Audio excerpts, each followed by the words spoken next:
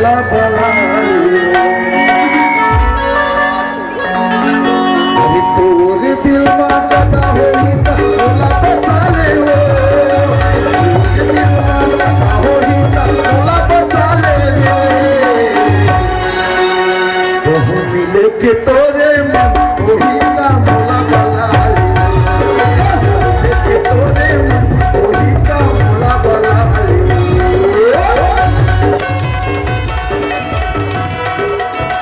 हाँ दोस्तों, यदि आप अपने गाने को ऑडियो वीडियो डिजिटल रिकॉर्डिंग करवाना चाहते हैं तो चले आइए Priyanshu studio Bemetara. Mobile number है 9333 के तोरे मन होई ना मोला बलालियो के तोरे मन होई ना मोला बलालियो।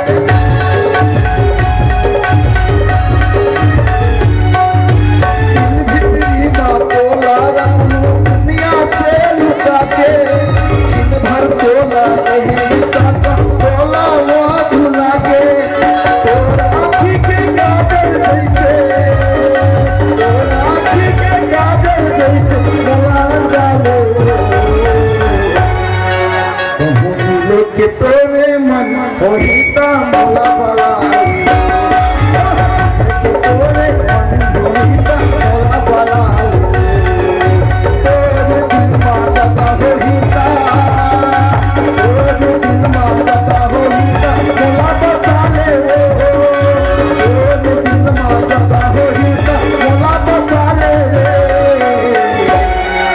कहूं मिले के तोरे मन होई ता मोला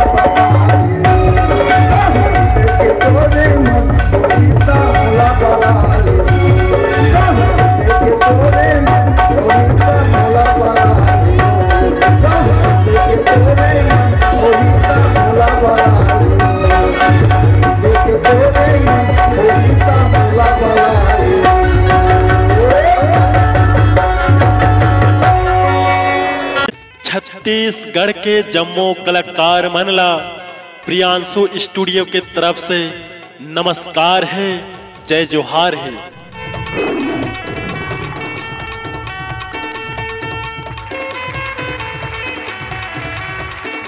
हाँ दोस्तों, यदि आप अपने गाने को ऑडियो वीडियो डिजिटल रिकॉर्डिंग करवाना चाहते हैं तो चले आइए प्रियांशु स्टूडियो बेमेतरा।